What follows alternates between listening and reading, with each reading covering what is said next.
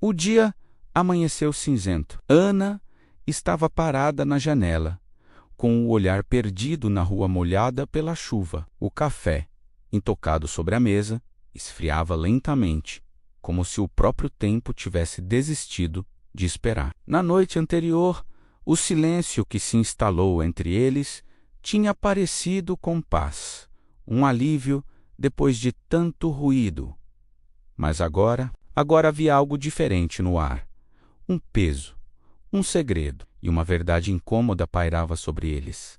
O amor se torna frágil quando guardamos aquilo que precisa ser dito. Lucas desceu as escadas em silêncio, a mente ainda presa na imagem do caderno que encontraram. O desafio do dia anterior, ouvir antes de responder, tinha surpreendentemente funcionado, trazendo uma trégua, mas uma intuição teimava em lhe dizer que a jornada estava apenas começando, que havia muito mais a ser descoberto sob a superfície daquela calma aparente. Tentando quebrar a tensão, ele forçou um tom leve. Dormiu bem. Dormi, mais ou menos. A resposta de Ana veio sem que ela o encarasse, os olhos ainda fixos na janela. De repente, o som agudo de uma notificação de celular rasgou o silêncio. Era o mesmo som da noite anterior. Lucas sentiu um calafrio. Seus olhos se cravaram no aparelho. Ana, num gesto rápido demais, virou a tela para baixo, escondendo-a. E o silêncio voltou, mas desta vez tinha um gosto amargo. O gosto da dúvida. Mais tarde naquele dia, Lucas encontrou o caderno esquecido sobre a mesa da cozinha. Estava aberto na segunda página. Com uma caligrafia firme e clara, lia-se: o desafio do dia. Desafio número 2. Conte a verdade sem culpar. O coração de Lucas apertou no peito. Era como se aquele caderno soubesse exatamente o que se passava dentro daquela casa, dentro deles. Ele pegou uma caneta, sublinhou as palavras com força e sentou-se para esperar. Ele precisava entender. Quando Ana entrou na sala, ele respirou fundo, buscando a coragem que o desafio pedia.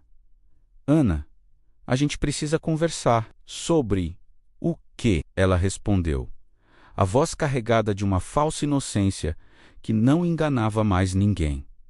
Sobre o que você não me diz e sobre o que eu finjo que não vi. O ar ficou pesado, quase irrespirável. Por longos segundos, apenas o som da chuva batendo contra o vidro preencheu o espaço entre eles. Ana finalmente se rendeu. Sentou-se no sofá, abraçando as próprias pernas como uma barreira protetora. Seus olhos marejados, mas firmes, encontraram os dele.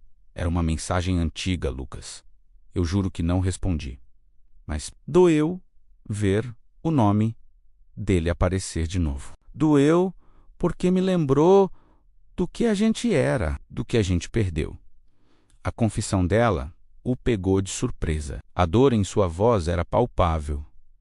E por que esconder, então? Se era só isso, por que não me contou? Porque eu sabia que você ia me julgar antes mesmo de tentar entender. Porque você sempre faz isso. A acusação pairou no ar, seguida por um trovão distante que pareceu ecoar a tempestade dentro deles. Lucas se levantou, inquieto, andando de um lado para o outro. Eu não queria brigar, Ana. Eu só queria sinceridade. E eu tentei ser sincera. Mas você sempre acha que a culpa é minha. A voz dela embargou. As lágrimas que vieram não eram de drama ou exagero. Era a expressão pura de uma dor real, silenciosa, que vinha se acumulando há muito tempo. E outra verdade se revelou ali. O problema do amor não é a falta de sentimento, mas o excesso de orgulho. O som suave de um piano começou a preencher o ambiente. Uma melodia triste, mas esperançosa. Lucas parou de andar. Ele olhou para ela, encolhida no sofá, e viu além da raiva. Viu a vulnerabilidade. Ele se aproximou e sentou-se ao seu lado, a distância entre eles agora menor. Você está certa. Menos, disse ele. A voz baixa e rouca. Eu também errei. Eu me fechei. Te deixei falando sozinha por muito tempo. Todas as vezes que você tentava se aproximar, eu construía um muro. Ana levantou o olhar, surpresa pela admissão dele. E eu me cansei. Eu desisti de tentar derrubar seus muros. Um novo tipo de silêncio nasceu naquele momento. Era pesado, mas estava limpo. Era o silêncio de quem se despe da armadura, da defesa, do orgulho. Eles estavam finalmente nos um para o outro. No caderno, logo abaixo do desafio, havia uma frase escrita à mão, quase como uma nota de rodapé. A verdade dita com amor cura mais do que a mentira dita com medo. Lucas leu a frase em voz alta. Ana, entre as lágrimas que ainda escorriam, deixou escapar um pequeno sorriso. Talvez a gente ainda tenha uma chance, ela sussurrou, se a gente aprender a ser sincero sem se ferir no processo. Ele estendeu a mão e tocou a dela com uma delicadeza que há muito não existia entre eles. Nenhuma palavra de perdão foi dita, mas algo muito mais profundo recomeçou ali. Mais tarde, Ana pegou o caderno e escreveu. Dia 2 contamos a verdade. Doeu, mas libertou. Lá fora, a chuva começou a diminuir. Um tímido raio de sol atravessou as nuvens e invadiu a sala, iluminando o pó que dançava no ar. Era como se o próprio céu estivesse dizendo: ainda dá tempo.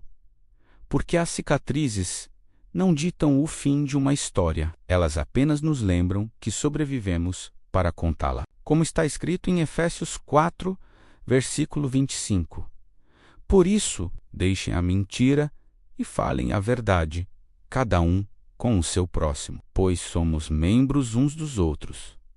A verdade, mesmo que dolorosa, é o único caminho para a cura. No próximo episódio, um novo desafio os espera. Promessas que viraram poeira. O que acontece quando o passado que eles pensavam ter superado volta para assombrá-los. Não perca. Se essa história tocou você de alguma forma, se você já se sentiu como Ana ou Lucas, deixe seu like e compartilhe com alguém que precisa ouvir essa mensagem. E claro, inscreva-se no canal e ative as notificações para não perder o próximo capítulo dessa jornada. Obrigado por assistir e até a próxima.